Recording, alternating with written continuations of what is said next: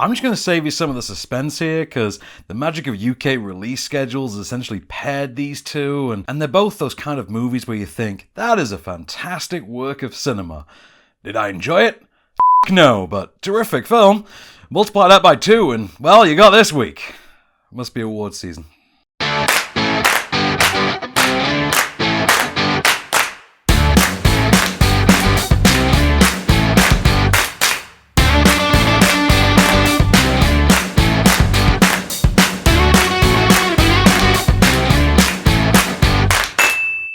I've actually really been looking forward to If Beale Street Could Talk since it got announced pretty much 10 seconds after Moonlight hit big at the Oscars 2 years ago.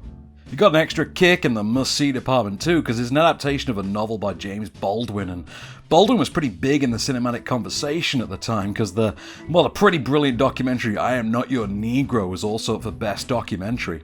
If you don't follow this stuff, it went on to lose to a theatrically edited version of the OJ Made in America documentary, because, well, we just had a thing that year about OJ. Tune in 2021 when the Miles Teller-led Fired is up for Best Picture. Anyway, If Beale Street Could Talk is based on Baldwin's 1974 novel of the same name, taking its title from the old blues song Beale Street Blues. You know they're doubling down the revived brand recognition of Baldwin too, because Moonlight director Barry Jenkins literally kicks this off with Baldwin's actual dedication. What then follows is effectively a sort of experimental, non-linear adaptation of the story, but broken down into distinct segments and chapters that each seem to be constructed around a different style of realization, but unfurl as like one coherent story. That story follows a pair of young African-American lovers, Fonny and Tish. He's played by Stephen James, who you might remember from that Jesse James biopic Race a couple of years back. I say may remember, you might recall the poster, no one actually saw the movie. And she is Kiki Lane, who's making her feature debut here. It's set in the 1970s, and it sees the pair attempting to begin a life together, only for a false rape accusation to see Fonny locked up, and a now pregnant Tish left to both clear his name and reunite her family. It's got a hell of a cast to it. You'll probably have seen Regina King's got a Best Supporting Actress nom for this, and fair enough, she's easily the most animated performer in there, and she handles the wackier elements of Jenkins jumping from style to style like a champ. I'm also a fan of Michael Beach generally. He gets a couple nice moments to assert his presence here. Happy about that. Just generally happy to see the star of Deep Blue Sea in a movie that's up for Best Picture, if I'm honest.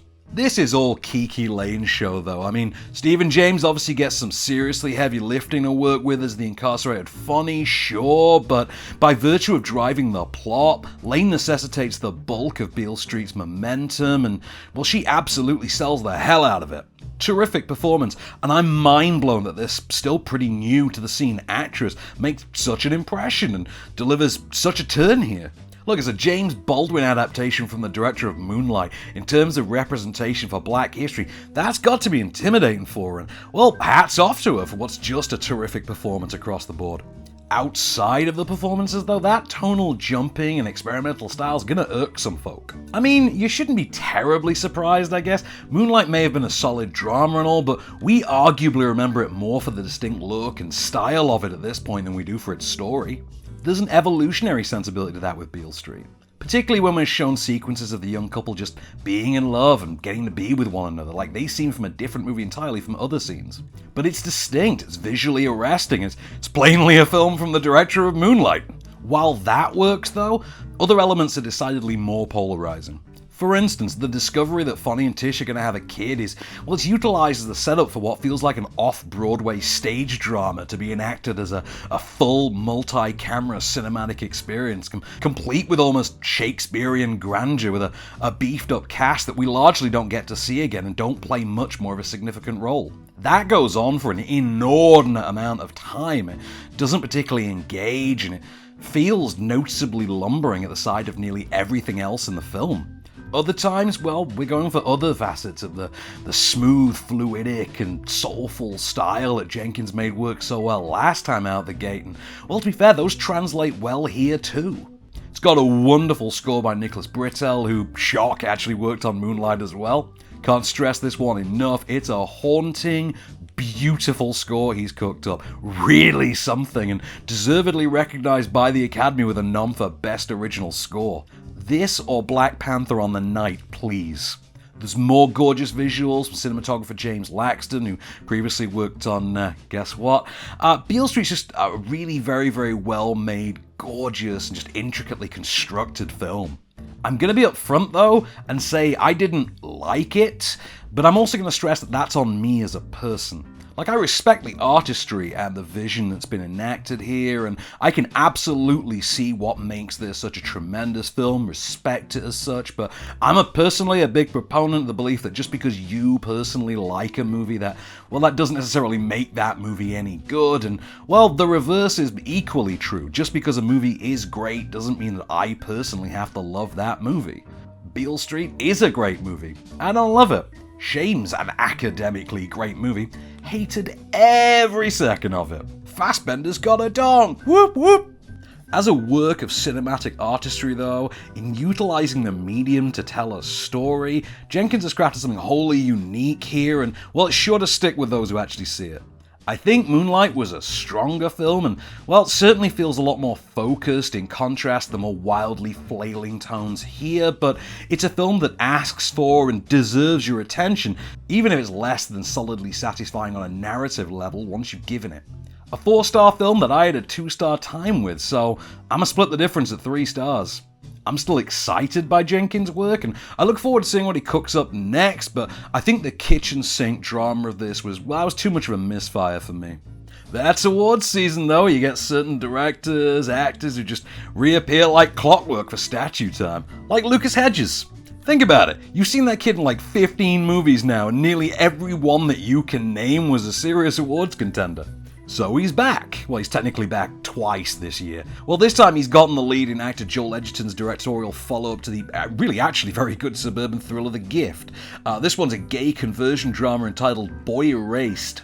It's based on Jared Connolly's best-selling 2016 memoir, and it stars Hedges as Connolly. He's the son of the pastor, who's played by Russell Crowe, who's sent to effectively pray the gay away after either Joe Alwyn or Luke Bracey, I forget which, attempts to rape him at college. Horrible, horrible scene, by the way. The pair just really amp up the stark terror of that. Like The Gift, Edgerton turns up in front of the camera here too, this time playing a sort of Nurse Ratched-like figure running the treatment facility. To be fair, you can't even begin to besmirch any of the performances, they are all top shelf. In fact, it's almost hilarious how consistent and reliable Hedges is at this stage. Nicole Kidman, meanwhile, I'm pretty convinced she did Aquaman alongside everything else this year. Well, just to troll us, because she's superb as usual here. You got Edgerton playing the would-be antagonist to perfection, and, well, Crowe's just killing it as Connolly's father. I know Crowe's been pushing towards this kind of credibility for a few years now, and, well, he's made some really baffling projects like that Fathers and Daughters, that one leaps to mind, but this one actually really lands, and, well, Crowe's innate intensity gets a good few laps to run this time around. You can't help but think, though, that the miseducation of Cameron Post kind of took a lot of the wind out of the sails for this one. For one thing, Cameron Post was just a lot more personable a movie and a lot more engaging, but didn't really sacrifice any of its heft and importance to get there. This is a lot like the more sour-faced version of that. In fact, between Cameron Post, that Will and Grace episode, and now this, it's weirdly turned out to be, well, a rather strange banner year for the gay conversion drama subgenre. Nuts.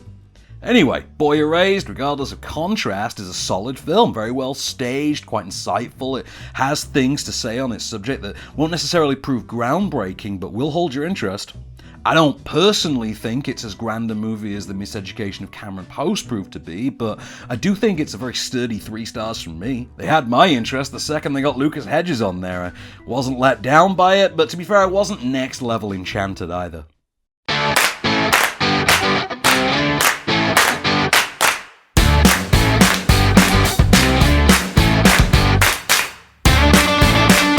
Hey, thanks for watching. Don't forget to like, share, subscribe, rate, and review.